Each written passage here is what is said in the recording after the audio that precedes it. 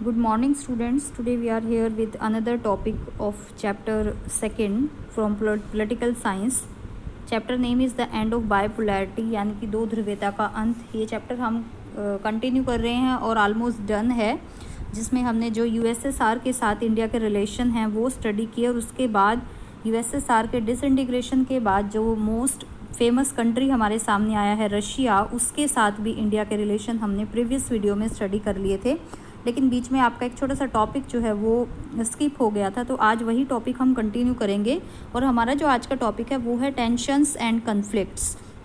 Student, हमने study किया है मेनली इसमें 1945 के सेकेंड वर्ल्ड वार के बाद एक सिचुएशन स्टडी की है वर्ल्ड में, जो कोल्ड वॉर की सिचुएशन है, और उसके बाद जिसमें जो दूसरी पावर रही है यूएसएसआर, उसका डिसइंटीग्रेशन, उसके रीज़न, उसकी consequences as a shock therapy, वो हम सारे टॉपिक क्लियर कर चुके हैं। जो आज का टॉपिक है कि जैसे ही डिसइंटीग्रेशन हुआ, डिसइंटीग्रेशन के बाद क्या होगा कि जो यूएसएसआर है वो बहुत सारे छोटे छोटे रिपब्लिक्स जो स्टेट होते हैं उनमें कन्वर्ट हो गया था। लेकिन उनमें जो कन्वर्ट होने के बाद उन स्टेट्स की जो सिचुएशन थी वो इजी नहीं रही, उनमें काफ़ी सारे टेंशन और कन्फ्लिक्ट रहे, यानी कि बहुत सारे संघर्ष रहे वहाँ पर, और तनाव की सिचुएशन रही बहुत टाइम तक। और वो जो स्ट्रेस या कन्फ्लिक्ट की सिचुएशन थी वो काफ़ी लंबे समय तक बनी रही वहाँ पर। तो देख लेते हैं किन किन स्टेट्स में वो जो सिचुएशन है वो बनी रही, उसको हम आज देख लेते हैं। Most of the former Soviet republics are prone to conflicts and many have had civil wars. मतलब जो सोवियत रिपब्लिक्स यानी कि यूएसएसआर के विघटन के बाद बहुत सारे ऐसा जो एरिया रहे हैं जो बहुत ही जो कन्फ्लिक्ट का एरिया रहा है, कन्फ्लिक्ट से भरा हुआ एरिया रहा है, जिन एरिया में जो सिविल वॉर जैसी सिचुएशन को मतलब फेस किया है, जैसे बगावत हुई है वहाँ पर, सिविल वॉर हुए हैं, बहुत सारे गृह युद्ध हुए हैं। Complicating the picture is the growing involvement of outsider powers. और इसमें जो बाहर की शक्तियाँ हैं उन्होंने भी अपना रोल प्ले किया है, जिससे जो सिचुएशन रही है वो और भी ज़्यादा कॉम्प्लिकेटेड हो गई थी। मतलब कि उसका जो वहाँ पर कन्फ्लिक्ट्स थे या जो टेंशन्स थी, उसका फ़ायदा जो आउटसाइडर होते हैं यानी जो पावर्स होती हैं, बाहरी शक्तियाँ होती हैं, उन्होंने भी पूरे तरीके से उठाया। जैसे कि इन रशिया, अगर हम रशिया में देखें तो दो रिपब्लिक थे, दो देश थे, जिनमें चेचन्या और स्टूडेंट ये नेम आपने लर्न रखने हैं क्योंकि ये क्वेश्चन इंपॉर्टेंट है काफ़ी। चेचन्या और दागिस्तान दो एरिया थे, हैव हैड वायलेंट सक्सेसनिस्ट मूवमेंट। वहाँ पे सक्सेसनिस्ट मूवमेंट होता है जैसे किसी से सेपरेट होना, यानी कि जो अलगाववादी आंदोलन थे, यानी वो एरिया जो थे वो बिल्कुल अपने आप को अलग अलग समझते थे, तो उन्होंने इस तरीके के मूवमेंट जो है वो चलाए। मॉस्को मेथड ऑफ डीलिंग, लेकिन इन एरियाज से जैसे डील की गई, यहाँ पर जो है मॉस्को मेथड अपनाया गया, जिसमें कि Chechnya rebels and discriminate military bombing, यानी मिलिट्री के द्वारा इन पे बॉम्बिंग वगैरह की गई, इनको रोकने की कोशिश की गई, जिससे कि जो ह्यूमन राइट वोलेशन है, जो मानव अधिकार होते हैं, उनका एक उल्लंघन हुआ है यहाँ पर। लेकिन जो लोगों की इच्छाएं थी, एस्पिरेशन थी अपनी आज़ादी को लेकर, उनको दबाने में ये जो चीज़ें हैं ये फेल हो गई। मतलब जो चेचन्या और दागिस्तान में जो मूवमेंट हुआ कि वो एक अलग होना चाहते थे, तो इनको रोकने की कोशिश की गई, लेकिन जो रोकने की जो कोशिश की गई वो काफ़ी हद तक फेल हो गई। इन पे मतलब वॉयलेंट जो मेथड होता है वो यूज़ किया गया, लेकिन उसका कोई असर नहीं हुआ, क्योंकि लोगों के अंदर आज़ाद होने की जो फीलिंग थी वो बहुत ज़्यादा स्ट्रॉन्ग हो चुकी थी। इन सेंट्रल एशिया, अब सेंट्रल एशिया की बात करते हैं कि सेंट्रल एशिया में जो पार्ट थे, जैसे कि तजाकिस्तान था, witnessed a civil war that went for 10 years till 2001। वहाँ भी एक गृह युद्ध की सिचुएशन बनी जो 2001 तक चली। The region as a whole has many sectarian conflict. Sectarian conflict होते हैं स्टूडेंट, जैसे एक सेक्ट होता है, एक संप्रदाय होता है, तो वहाँ पर बहुत सारे जो सांप्रदायिक कन्फ्लिक्ट होते थे, जैसे कम्युनिटी कन्फ्लिक्ट होते हैं ये, कि एक पर्टिकुलर कम्युनिटी अपने आप को सुपीरियर मानती है, तो इस तरह के कन्फ्लिक्ट वहाँ पे रहे हैं तजाकिस्तान में।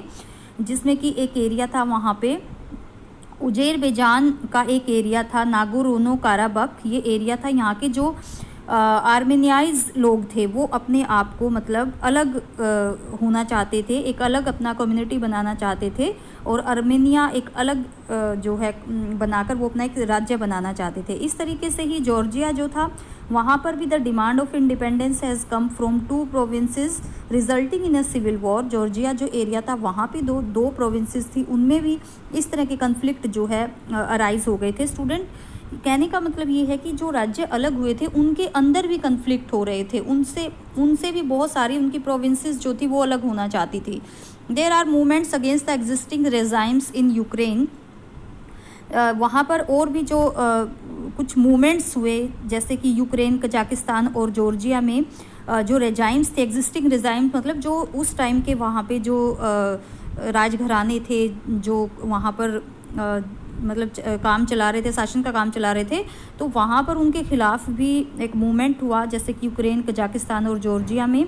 And provinces are fighting over rivers water, और जो प्रोविंसेस होती थी वो रिवर वाटर यानी जो नदी के पानी के ऊपर उनकी लड़ाई हो जाती थी।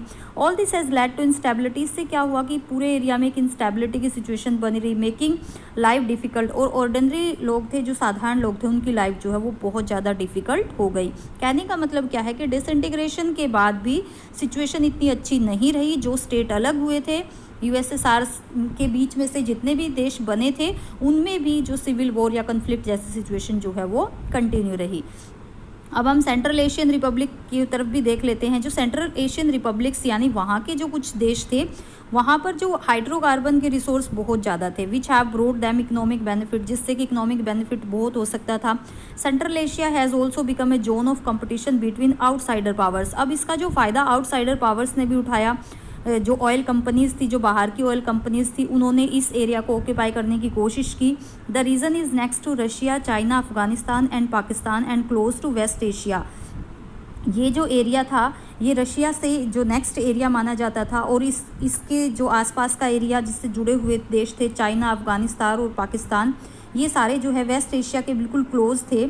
और इन एरिया पर जो आउटसाइडर पावर्स थी उनका भी काफ़ी बड़ा मतलब वो भी इनको ऑक्यूपाई करना चाहती थी, क्योंकि ये रिसोर्स से भरे हुए एरियाज़ माने जाते थे।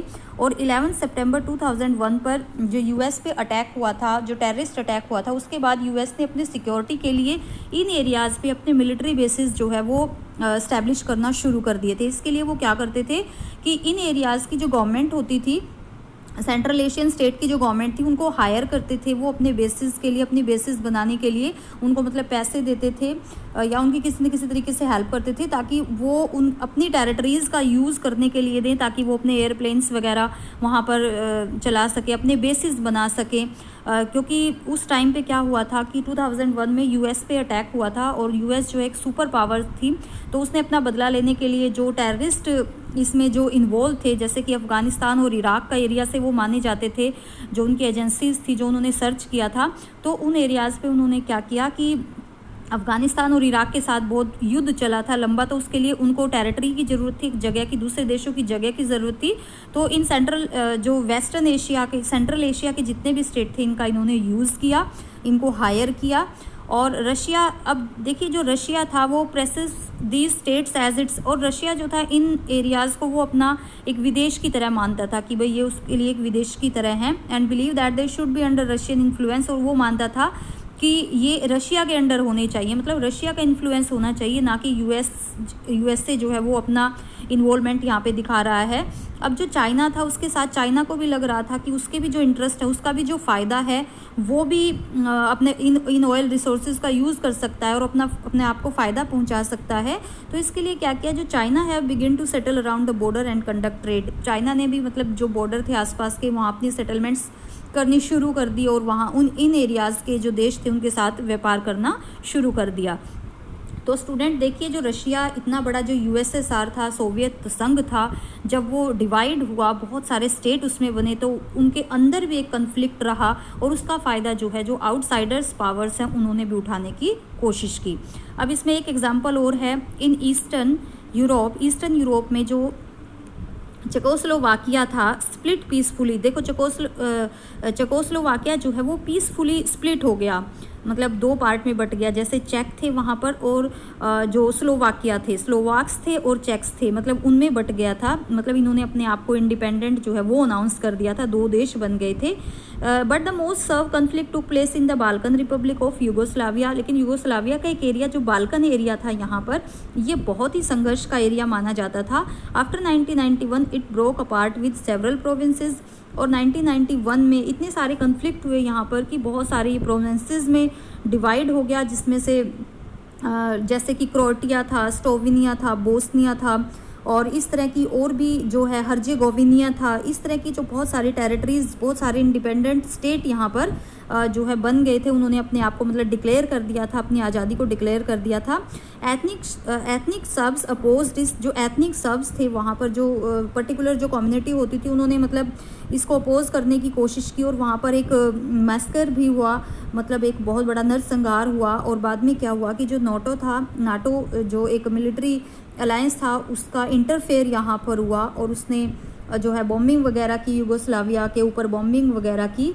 और इसकी बाद में ये जो कन्फ्लिक्ट चल रहा था, इसने एक इंटर एथनिक सिविल वॉर में कन्वर्ट हो गया, यानी कि ये एक जो जातीय युद्ध होता है उसमें ये कन्वर्ट हो गया, सिविल वॉर में, मतलब जातीय गृह युद्ध होता है उसमें कन्वर्ट हो गया। तो स्टूडेंट, ये छोटा सा टॉपिक था और इम्पोर्टेंट टॉपिक था, क्योंकि कई बार पूछ लेते हैं कि जो रिपब्लिक स्टेट बने बाद में, उनमें कैसे सिचुएशन रही, उनमें सिचुएशन के क्या कारण थे, इस तरह की जो कन्फ्लिक्ट की सिचुएशन। तो बहुत सारे रीज़न थे उसमें, क्योंकि बहुत सारे देश थे वो जो थे फुल ऑफ रिसोर्स थे, वहाँ पर ऑयल रिसोर्स बहुत होते थे, तो उनको बहुत सारे जो आसपास के देश थे वो भी उनको यूटिलाइज़ करना चाहते थे। दूसरा जो एथनिक वॉर भी हुए कि उनमें पर्टिकुलर जो कम्युनिटी होती थी वो अलग होना चाहती थी, क्योंकि जो रूलिंग जो भी वहाँ पर किंग वगैरह या जो होते थे, तो उनसे वो सेटिस्फाई नहीं थे, पीपल एस्पिरेशन के अकॉर्डिंग वो काम नहीं कर रहे थे।